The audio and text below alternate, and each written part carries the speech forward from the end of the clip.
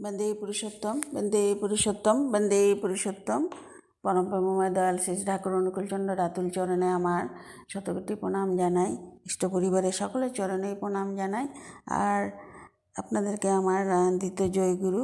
তো এখানে আমি পূজ্যপাদ অবিন্দ দাদা চাকদা নদিয়া 16/12/2023 তিনি কি বলেছিলেন সেটা আমি আপনাদের শোনাচ্ছি। যারা বিভিন্ন সমস্যা নিয়ে এসে আমার কাছে সমাধানের আশা লাইন দিয়ে ঘন্টার পর ঘন্টা দাঁড়িয়ে আছেন, তাদের কোনো দিন ঈশ্বর প্রাপ্তি হবে না। আগে ঠাকুরের ইচ্ছাটাকে বুঝতে হবে এবং সেই অনুযায়ী ইচ্ছা অনুযায়ী চলতে হবে। ডিপি ওয়ার্ক না করলে আপনাদের কোনো সমস্যার সমাধানই হবে না। যদি করেন তাহলে এরপরের বার যখন আসবো তখন আর আমাকে সারাদিন বসে আপনাদের সমস্যার কথা শুনতে হবে না। আপনাদের এখানে আসবো, খুশ মেজাজে গল্প করে চলে যাব। তো মানে বলতে চাইছেন ডিপি কাজের দ্বারা আমরা যদি করি তাহলে সব সমস্যার সমাধানই হয়ে যাবে। তো যখনই পূজ্যপাদ অবিন্দ দাদা আসবেন সবাই আনন্দ মনে গল্প করবে। সেই মানে পুরানো ফ্যানের মতন আমার এই অসুখ সেই অসুখ কোমর ব্যথা এগুলো বলবে না কেউ এসে, কেন অলরেডি ডিপি কাজের ধারা সমস্যার সমাধান হয়েই থাকবে। এটা বলছিলেন চাকদা নদিয়া 16/12/2023 পরম পূজ্যপাদ অবিন্দা। তিনি আরেকটি জায়গায় বলছিলেন ঋত্বিক অধিবেশন 15/7/2018 দেওঘর।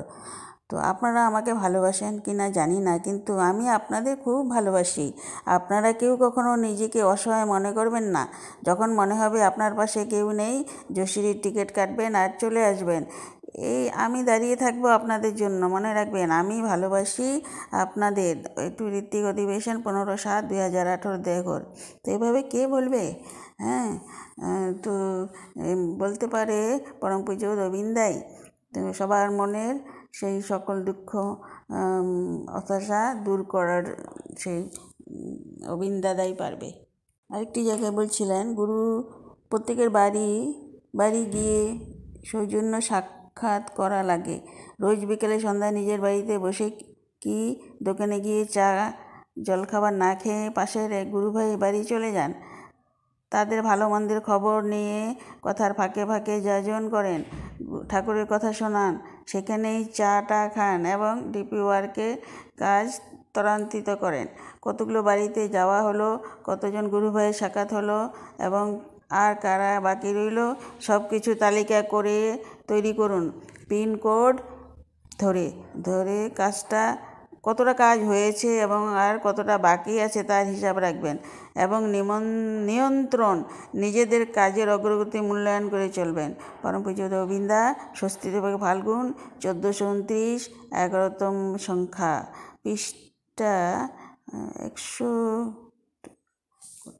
665। এটা জল পড়ে গেছিলো তো বোঝা যাচ্ছিল না। তো জয় গুরু। দাঁড়ান আরে যদি দেখি পাচ্ছি কি একটা সুন্দর কথা পেয়েছি আপনাদের বলছি। পূজন অবিন্দা বললেন ভালোবাসা জিনিসটা অনুভূতি নয়, ভালোবাসা অনুভব করা যায় না, ভালোবাসা হলো কর্ম। তুমি যখন করার জন্য যা কিছু জন্য কাজ করো তখন সে কাজটার থেকে তোমার তার প্রতি ভালোবাসা বাড়তে থাকে। ব্যবসার জন্য খাটলে ব্যবসার প্রতি ভালোবাসা বাড়বে, কোনো মানুষের জন্য খাটলে তার প্রতি ভালোবাসা বাড়বে, আর ঈশ্বরের জন্য খাটলে ঈশ্বরের প্রতিও ভালোবাসা বাড়বে। ঋত্বিক অবিন্দা সূত্র আলোচনা শ্রাবণ 1425 আগস্ট 2018 পৃষ্ঠা 634। ঋত্বিক করার পর ঠাকুরদাদা শ্রী দাদা আমায় একটা ঋত্বিক বই দিয়েছিলেন। সেই বইয়ে আছে শনি ঋত্বিক বলে একটা বাণীতে বলেছেন যে দীক্ষিত হলো তার সব রকম খোঁজ খবর নেওয়ার কথা। আপনারা যাদের দীক্ষা দিলেন তাদের সব রকম খবর নেবেন, অন্তত 10 জনের খবর নেবেন। সপ্তাহে একবার করে জিজ্ঞাসা করবেন কি রে কেমন আছিস। তো এটি সূত্র আলোচনা 1425 আগস্ট 2018 পৃষ্ঠা হলো 634। তো ঠিক রাখি। জয় গুরু।